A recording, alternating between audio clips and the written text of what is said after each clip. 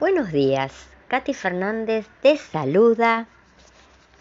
Qué bueno saber que en este nuevo día que está comenzando, estamos juntos nuevamente para abrir la palabra de nuestro Papá Celestial.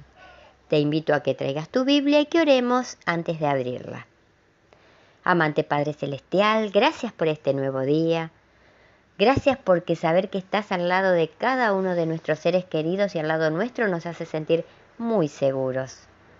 Te entregamos nuestro corazón para que vengas y habites en él con tu Espíritu Santo y seas el capitán de nuestras vidas. Y dejamos en tus manos de amor todo lo que tenemos en nuestro corazón que nos aquieta, nos inquieta, nos aqueja, nos perturba, nos da tristeza. Por favor, Padre, toma todo, porque sabemos que eres un Dios todopoderoso y todo lo que resuelvas y decidas para nuestras vidas siempre va a ser lo mejor.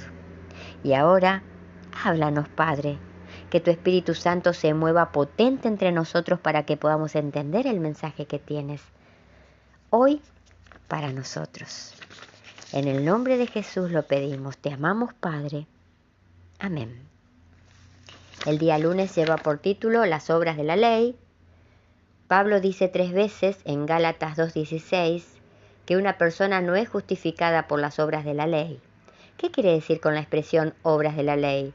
¿De qué manera los siguientes textos nos ayuda a entender su significado? Veamos lo que nuestro Dios vivo nos dice a través de Pablo en Gálatas capítulo 2, versículos 16 y 17.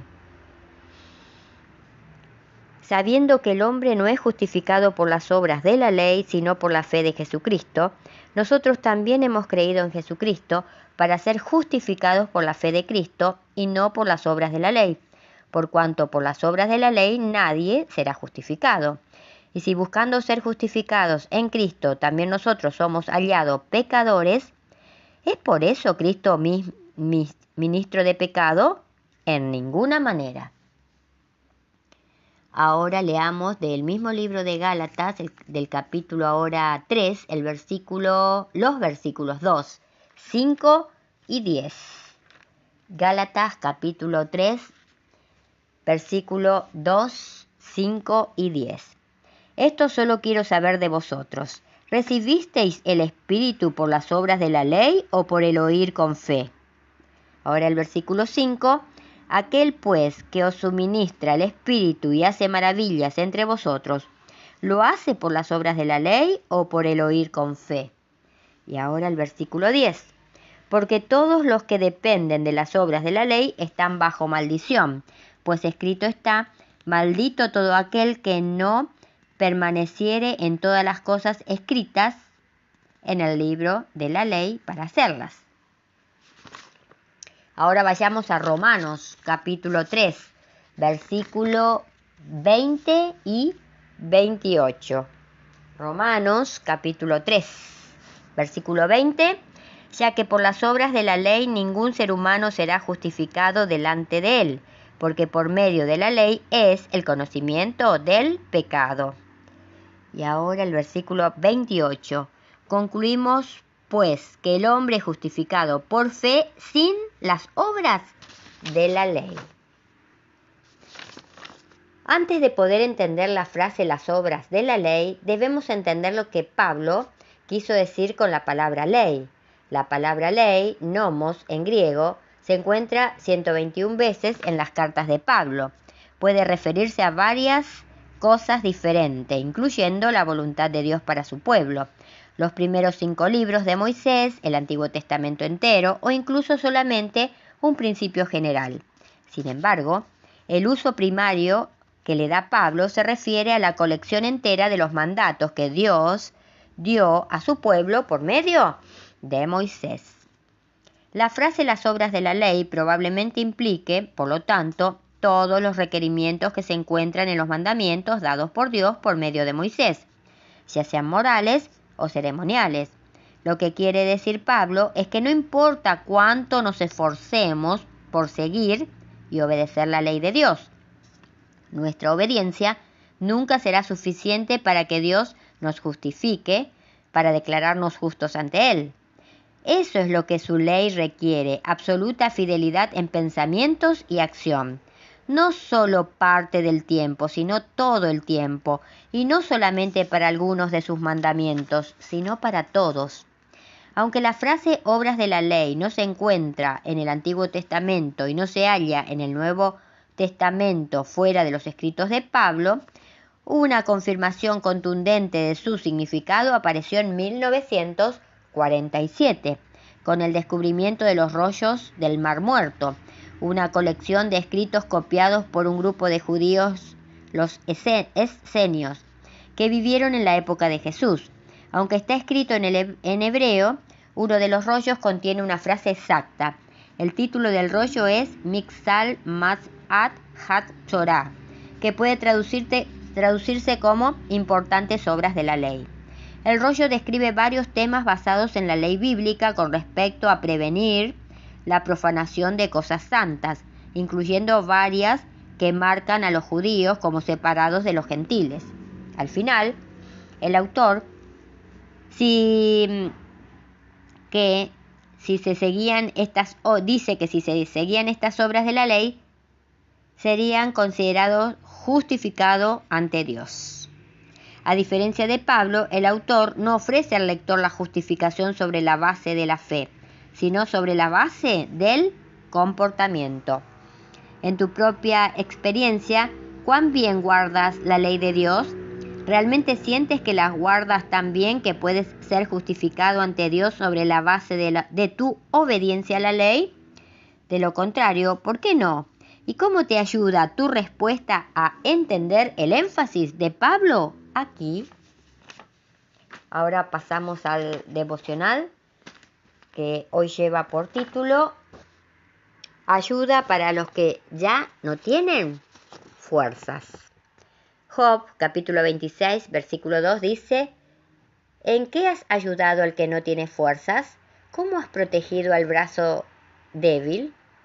Un martes del mes de marzo de 1991, el auto de Isaías Apolinario, diácono de la iglesia de Riacho Grande, en San Pablo, fue violentamente interceptado por otro automóvil, del cual descendieron 3 hombres armados. Ese fue el comienzo de una pesadilla que conmovió a la iglesia y a la opinión pública brasileña. Isaías había sido secuestrado y los delincuentes pedían $2,5 millones por su rescate. Los secuestradores llevaron al cautivo a una choza en el barrio de Diadema y lo encerraron en un cubículo de 1,5 metros por 2, un colchón de espuma de 7 centímetros de espesor, tirado en un rincón del suelo húmedo. Fue todo lo que el anciano de 73 años tuvo para reposar el cansado cuerpo durante los largos días en que permaneció en poder de los secuestradores. ¿A dónde van los hijos de Dios cuando aparecen las dificultades? Estos 13 días quedaron en la memoria de la familia de Apolinario, no solo como días de tensión, miedo y expectativa, sino como días en la dura escuela del sufrimiento, días en los que aprendieron lo que significaba el poder protector de Dios. Pasado el tiempo inicial de sorpresa y conscientes de la situación del prisionero, Isaías entregó su vida a Dios y le dijo: Señor, tuviste cuidado de mí a lo largo de todos estos años. Has sido muy bueno conmigo y me has dado mucho más de lo que merezco. No te pido ahora tanto por mí, te pido por mi familia.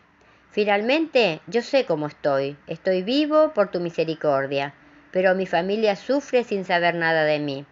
Confórtala y dale la certeza de tu amor y misericordia.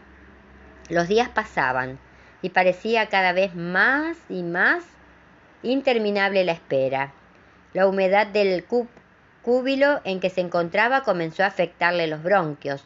Tomó un diario viejo y lo colocó en la espalda y en el pecho para poder dormir.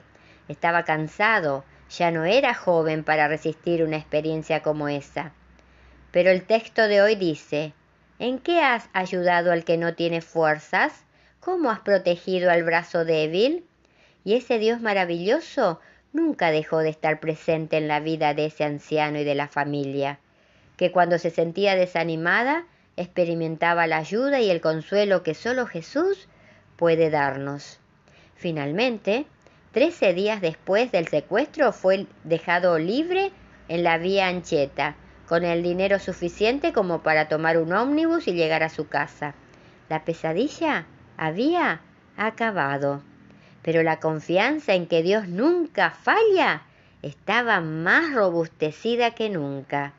Doña Leonor, la esposa, declaró que aunque no desea dicha experiencia para ningún hijo de Dios, ella y toda la familia alaban el nombre del Creador, porque en medio de todo el sufrimiento habían aprendido dos cosas: la solidaridad del pueblo de Dios cuando se une en una cadena poderosa de oración, y el maravilloso poder de Dios para consolar, liberar y hacer que todas las cosas contribuyan para bien en la vida de los que aman al Dios vivo. Que en este nuevo día que tenemos por delante podamos hacer del Dios creador nuestro Dios personal, nuestro amigo íntimo, nuestro mejor compañero y salvador. Por eso te invito a que hoy te tomes nuevamente de su poderoso brazo y así camines seguro y feliz hacia la vida eterna. Y recuerda hoy también, recordemos, si nuestras palabras no ayudan, no confortan, no hacen bien o no alegran, que nuestro Dios Todopoderoso nos libre de pronunciarlas. Que Dios te bendiga y te dé paz. Nos vemos mañana, si Dios quiere. Y muchas gracias porque estás allí, acompañándome.